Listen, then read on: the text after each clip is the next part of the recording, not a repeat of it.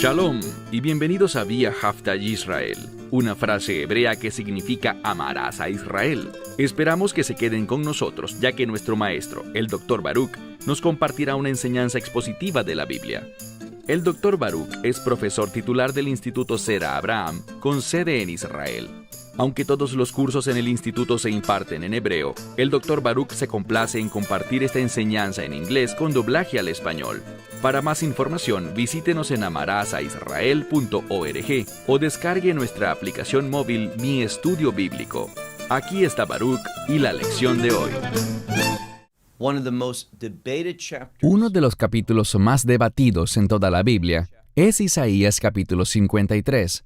Y es muy fácil entender la naturaleza de este conflicto, de este debate. Algunos piensan que el siervo sufriente, y espero que todos ustedes estén conscientes de que en la profecía de Isaías se menciona a una persona a quien se le llama el siervo sufriente. Debemos ser honestos unos con otros. Hay ocasiones en las que este siervo sufriente ciertamente se refiere a los hijos de Israel, el pueblo judío. Pero en otras ocasiones, de hecho, en la vasta mayoría de ellas, ese siervo sufriente es el Mesías de Israel, no el pueblo judío, sino el Mesías de Israel. Así que la pregunta es simple. ¿De quién está hablando Isaías en el capítulo 53? ¿Este siervo sufriente es Israel o es el Mesías? Bien, la mayoría de las veces, si le preguntas a alguien que sea seguidor del judaísmo, especialmente del judaísmo ortodoxo, ellos te dirán que Isaías 53 no se refiere al Mesías, se refiere a los problemas del pueblo judío a lo largo de los siglos. Tengo en mi mano ahora mismo un comentario sobre el libro de Isaías. Y el comentario de Rashi se encuentra en este libro. Lo que él dice con respecto a todo el libro de Isaías, obviamente, incluyendo el capítulo 53. Y él dice 2 veces que el siervo sufriente, el tema central de este capítulo 53 es, en su opinión, el pueblo judío. Esa es su prerrogativa, pero encontré algo muy peculiar al respecto. El comentario de Rashi no es vinculante, es decir, no es autorizado dentro del judaísmo ortodoxo.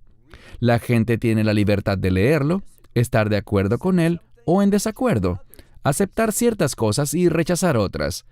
Él es simplemente un hombre que vivió hace unos 1000 años atrás, fue muy sabio, escribió numerosos libros y comentarios sobre muchas de las doctrinas religiosas y similares cosas dentro del judaísmo. Pero sus textos no son vinculantes.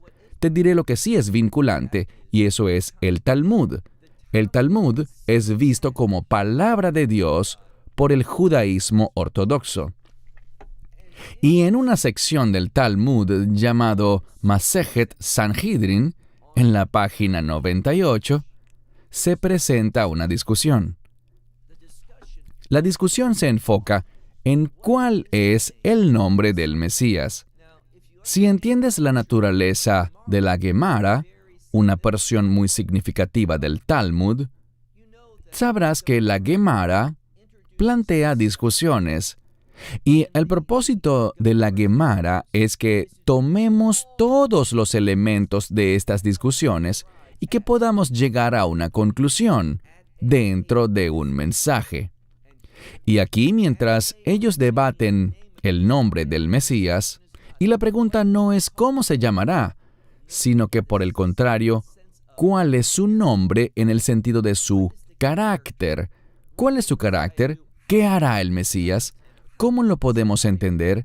¿Cómo lo podemos describir con certeza? Y lo interesante es lo siguiente. La discusión es, ¿quién es el Mesías? ¿Qué hará? ¿Cómo reconocerlo?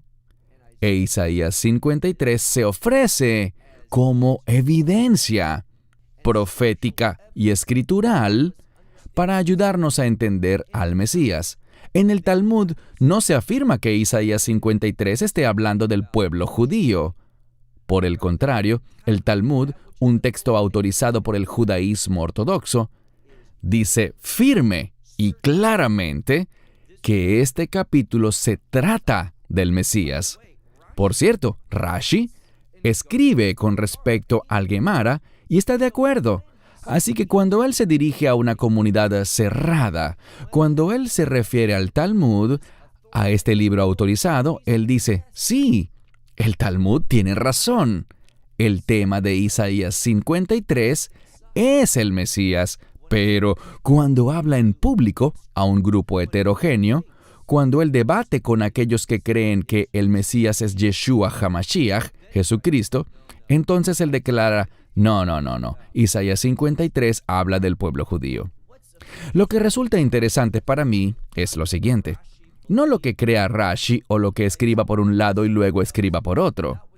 No es lo que diga el Talmud, sino en cambio, lo que dice la Escritura. Y nuestro propósito con este estudio es hacer eso mismo, simplemente que leamos este capítulo 53, del cual estudiaremos la primera mitad hoy, y que veamos lo que dice la palabra de Dios con respecto a este siervo sufriente. Y como dije, cada uno tendrá que sacar sus propias conclusiones. Bien, iniciemos.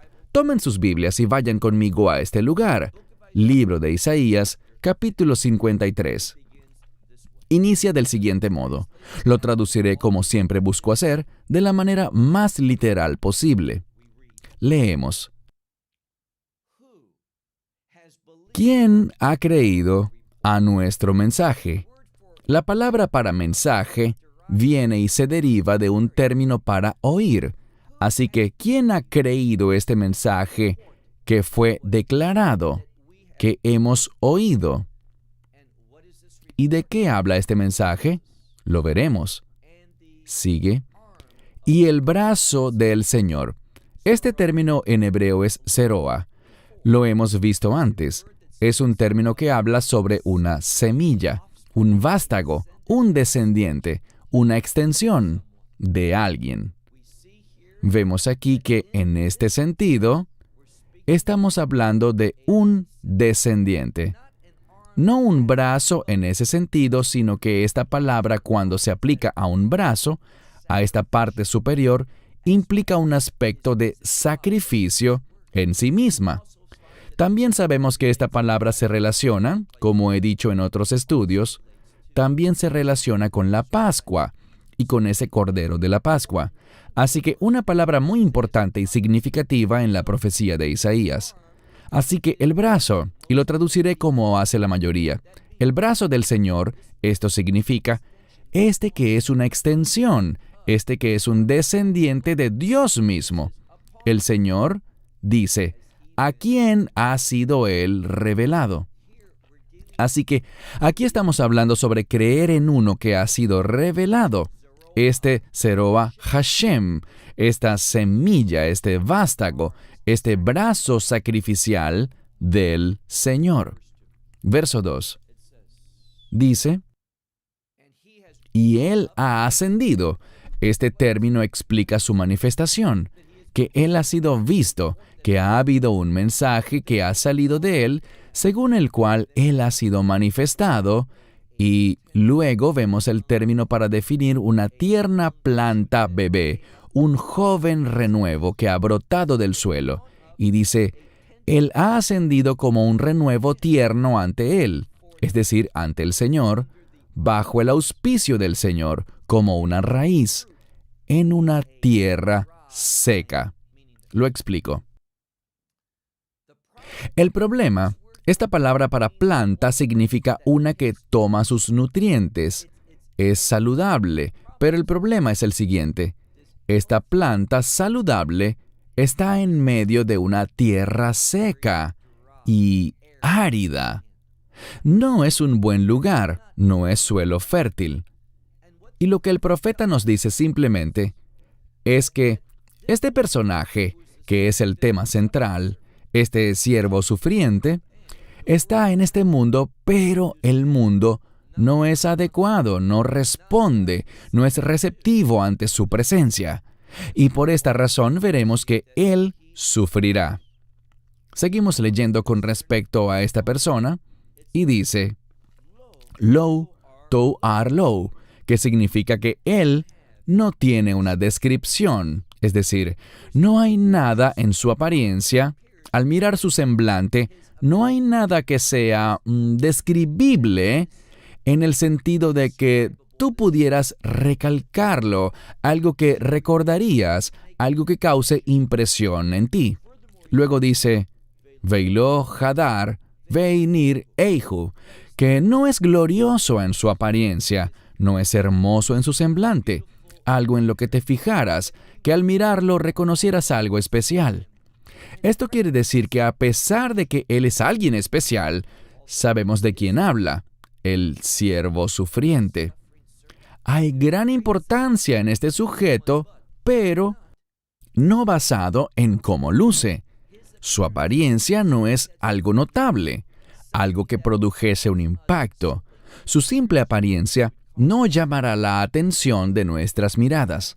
De hecho, dice, Veilo Mar'ei Veinech Meidahu, que se traduce, no en un aspecto que nosotros desearíamos. Él no sería deseable por nosotros o por ninguna otra persona.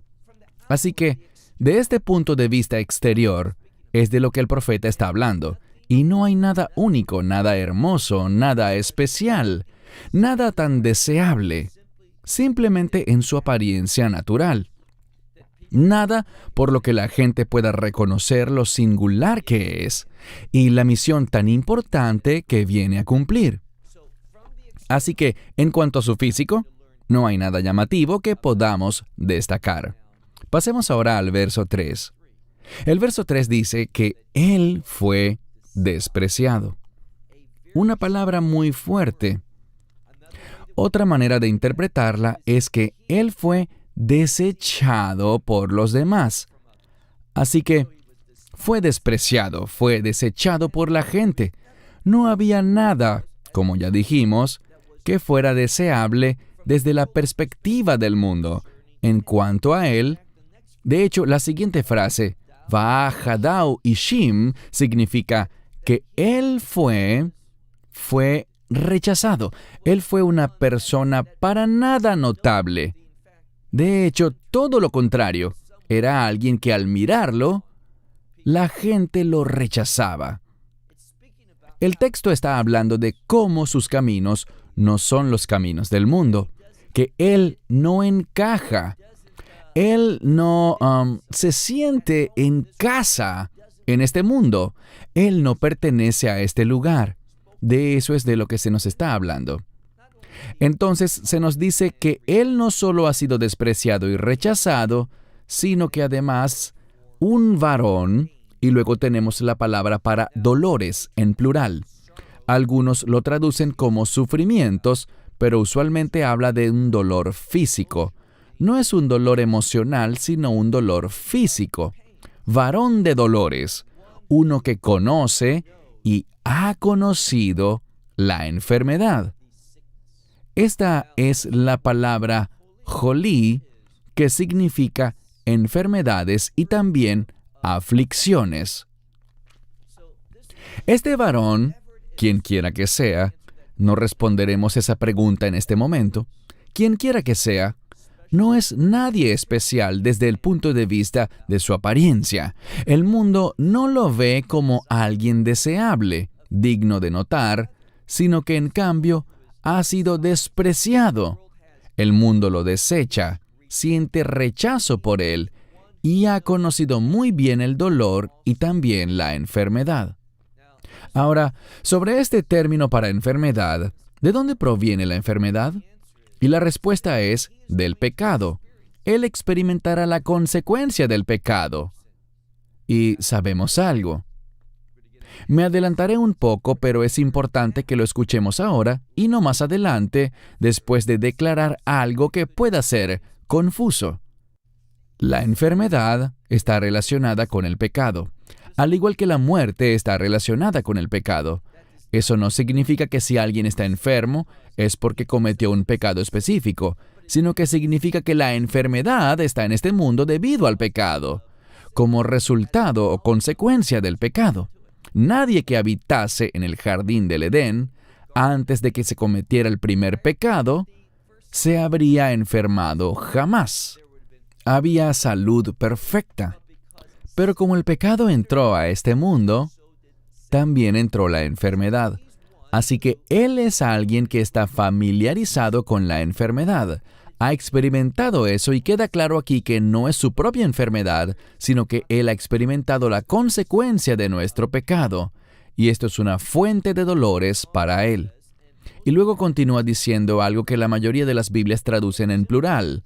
Nosotros, pero simplemente dice la palabra masder, que significa esconder. Escondiendo el rostro de Él. Esto quiere decir que nosotros no queríamos ni siquiera estar cerca de Él. Lo miraríamos y no encontraríamos nada significativo. Esta es otra palabra, otra expresión para el rechazo.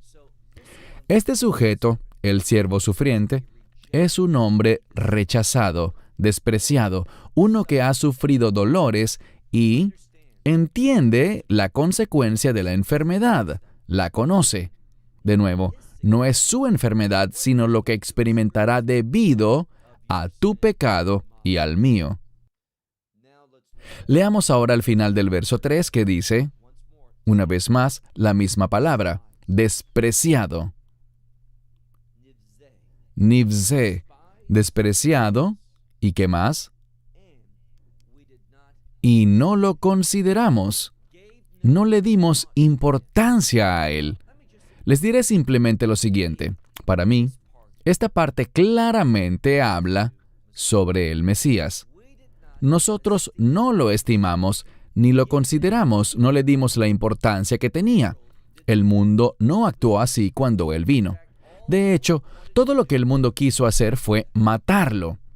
Bien, esta es una declaración muy importante y significativa, y noten cómo se conecta con el próximo verso, el verso 4.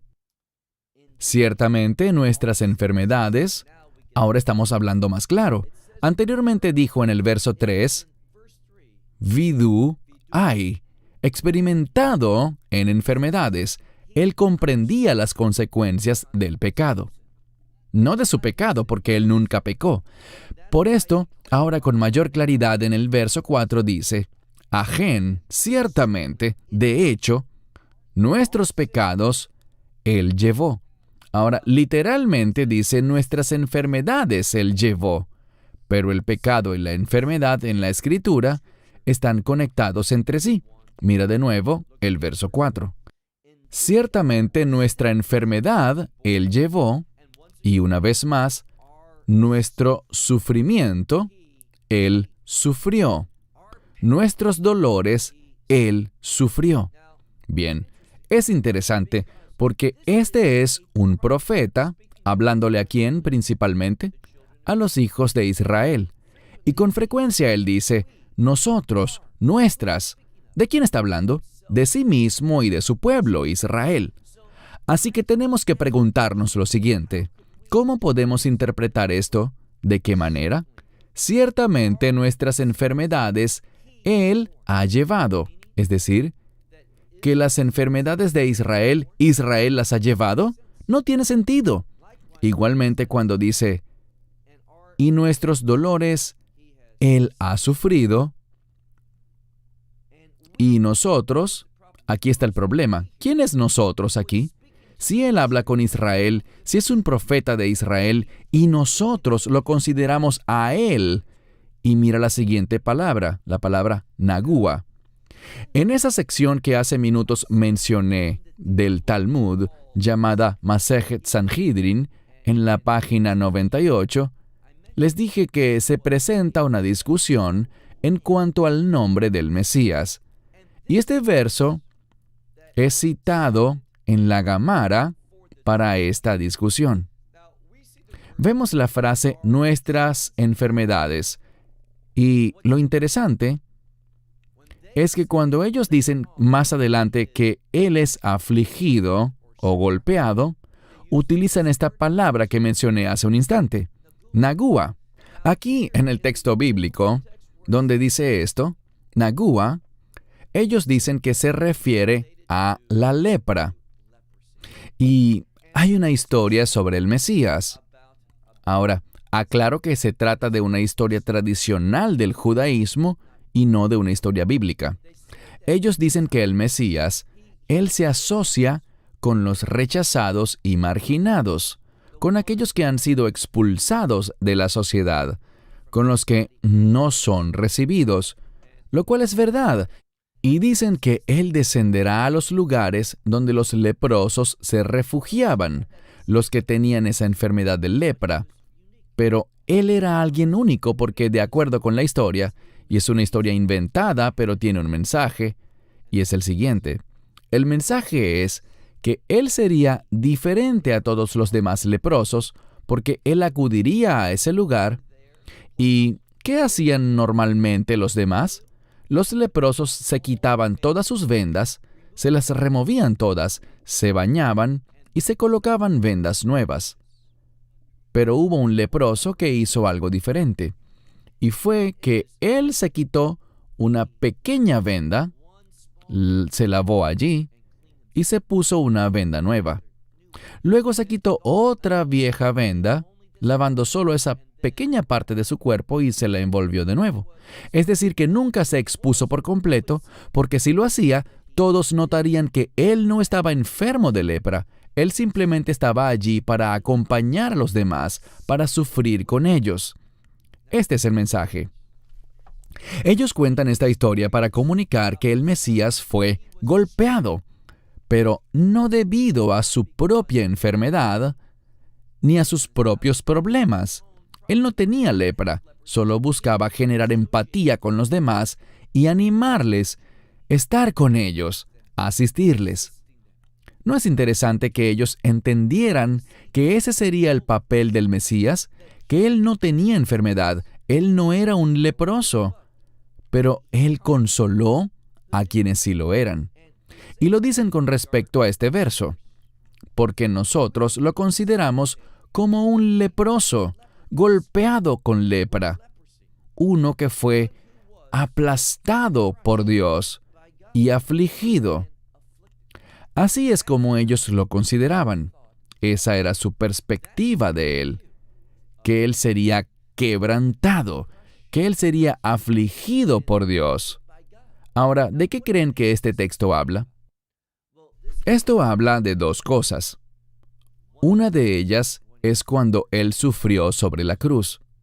Y el mensaje que nos deja esta historia es que Él no sufrió en la cruz por su propia culpa, sino que Él fue golpeado en la cruz, fue afligido, pero era inocente de pecado. Él no estaba haciendo eso por su bien, sino que lo hacía por ti y por mí. Por eso se le conoce como el siervo sufriente. Él es inocente, él no estaba enfermo, él no pecó, pero fue golpeado y sufrió por el bien de los demás. Ahora leamos el verso 5.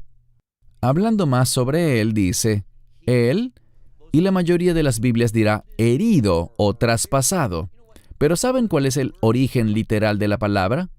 La raíz es de la cual obtenemos el término profano, es decir, que este que es inocente de pecado se hizo pecado por nosotros. ¿Qué quiero decir? Dios colocó sobre él, y es lo que dice la Biblia, los pecados de todo el mundo. Él sufrió ese castigo. Es lo que significa que él fue herido, traspasado o que fue profanado. Él se volvió pecado por nosotros, este que nunca pecó, este que era inocente. Así que dice, mire de nuevo el verso 5. Él fue herido, ¿por qué? Por nuestras transgresiones. Ahora, si el sujeto del cual se habla fuese Israel, ¿cómo pudo Israel haber sido herido por los propios pecados de Israel? No tiene sentido, no tiene conexión con el contexto y el relato de Isaías 53. Esto por naturaleza exige que cuando dice que Él, por nosotros, por nuestras transgresiones, tiene que estar hablando de alguien más. ¿De quién? No es Israel, sino el Mesías. Así que leemos. Él fue herido, traspasado, profanado por causa de nuestras transgresiones. Él fue molido, quebrantado, y nuestras aflicciones. Fue molido por causa de nuestras aflicciones debido a nuestra conducta. Y luego dice, el castigo de nuestra paz fue sobre él. Otra declaración muy importante que demuestra que no podemos estar hablando del mismo Israel porque el castigo de nuestra paz recayó sobre él. No dice que el castigo de nuestra paz recayó sobre nosotros mismos. No se ve por ninguna parte el que este pasaje esté hablando sobre Israel. El texto nos habla del Mesías y de lo que el Mesías hizo por Israel y por toda la humanidad. Ese es el mensaje.